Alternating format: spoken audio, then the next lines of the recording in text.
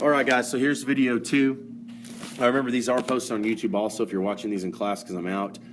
You can finish it there. Hopefully we're moving fast enough to get through these. Remember, this isn't about teaching you guys. It's about seeing examples.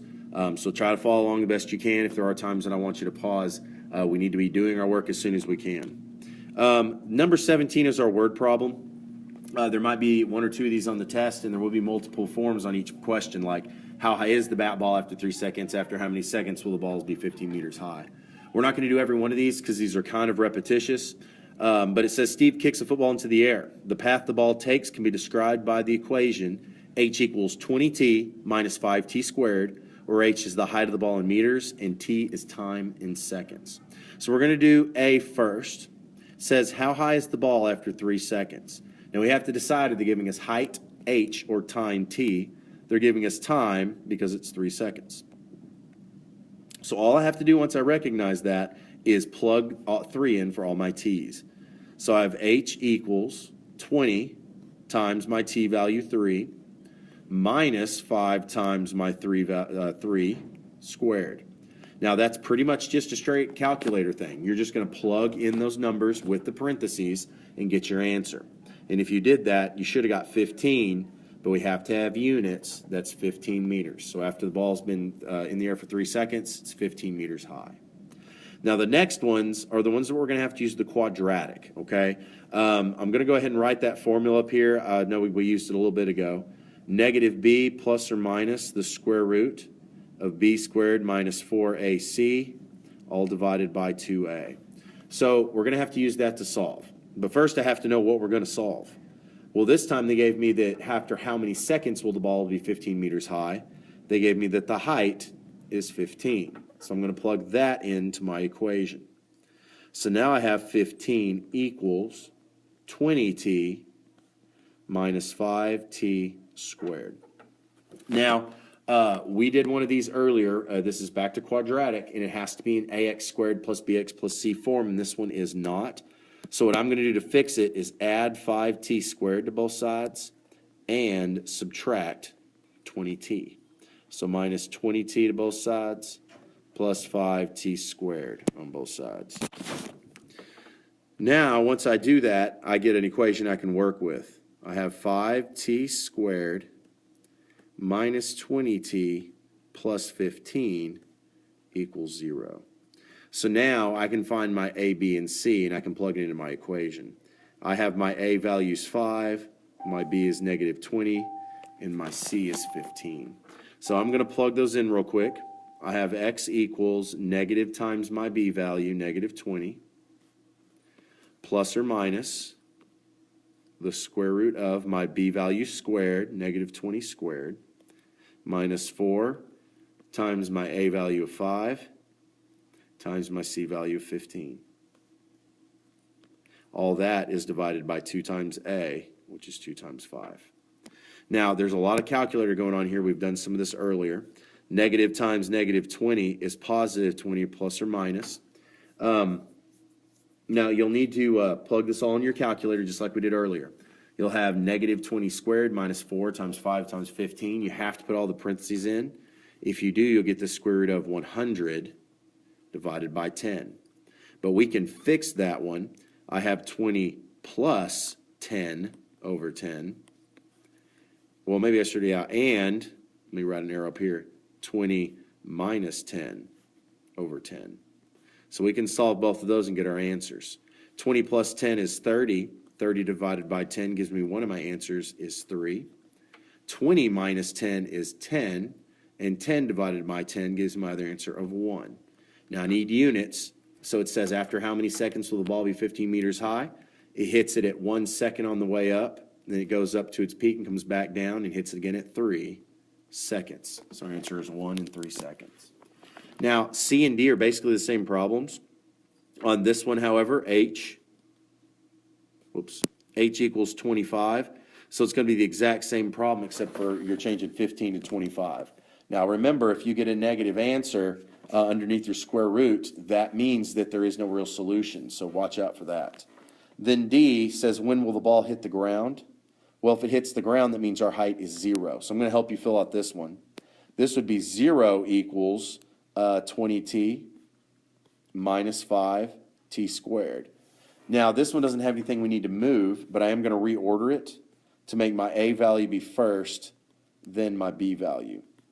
So if you did this one, you'd have a is negative 5, b is 20, but then you'd have c that's not there. That means it equals 0. So you can plug those in and do the same things. Again, the answers are on the key in the back of the room. All right, guys, let's go on to the next part. We're going to look at number 19 real quick. It's kind of cut off a little bit on yours, so I'm sorry. It says the area of a rectangle is represented by the equation w squared minus 7w equals 18. Where w is the width of the rectangle, find the width of the rectangle. So this is back to quadratic equation, okay? I'm just going to write quadratic up above it. Oops. See if I can make that go away there. So this is another one we're going to use the quadratic. Now, the equation they gave us, if you can see it up there, is w squared minus 7w equals 18. But that's not in the form we need it. I need everything to be on the same side. So I'm going to subtract 18 from both sides. I get w squared minus 7w minus 18 equals 0.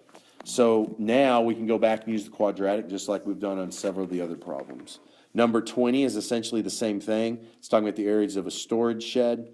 What I'm going to do is rewrite this equation. We just need to make sure we can start it. It's 2L equals, 2L times L minus 3 equals 20. So what we can do is distribute over those parentheses. You get 2L squared minus 6L equals 20. Now we're basically in the same boat we were on 19. You can subtract 20 from both sides and then use quadratic, okay? So make sure and do both of those, especially 19. I guarantee you there's one just like it. Well, let's go on. Number 21 is a problem we've seen on several tests and homework. Some people are still missing it. It says the length of a rectangle is 3x plus 2. I'm going to go ahead and draw this. So let's say that side's 3x plus 2. The other side is 3x minus 4. It wants to know what the area is. Guys, length times width is how you find area. I have a length and I have a width. So I have 3x plus 2 times 3x minus 4. Now once you do that, it's just a distribution problem, and then you combine like terms. 3x times 3x will be 9x squared. 3x times negative 4 is negative 12x. I have 2 times 3x is plus 6x, and 2 times negative 4 is minus 8. Now all I have to do is combine my like terms, and I've got my answer. So I have a negative 12x plus 6x makes my answer 9x squared minus 6x minus 8. So guys, just be careful when you're doing that problem. It's not a hard one, but if you forget what to do, it can be kind of tough. 22 is a very, very easy problem. It says describe each function as linear or quadratic. Well, guys, if you have a linear equation, that's mean it's something like y equals x. A quadratic has a squared, okay? So if you see anything with a squared, a variable squared in it, it's quadratic. If you don't, it's probably linear. Now, just one thing that could happen, if they give you something like this, now I don't see any squareds right now, but if I were to fix this, I would have x squared. So be careful when you're looking through these. A is y equals 2x minus 5. There's no place to multiply anything by. There's no squared. This is a linear equation. I have 3x minus y equals negative 2. Even if I move things around, I'm never going to have a squared, so it's also linear. I have x squared minus 2x equals 0. I have an x squared. That makes it a quadratic. I have y minus 4 for d equals 2x minus 5. Even if I distributed, though, I get 2x minus 10, still no x squared, so linear. Then I have 4x equals x squared plus 1. I've got an x squared. That one's a quadratic. So not too hard to find out. Just watch out. If there's distribution, you got to be careful. All right, let's go to the last question, probably one of the easiest. It says, tell which of these graphs is a function, guys. There should be no problems here. We use the vertical line test.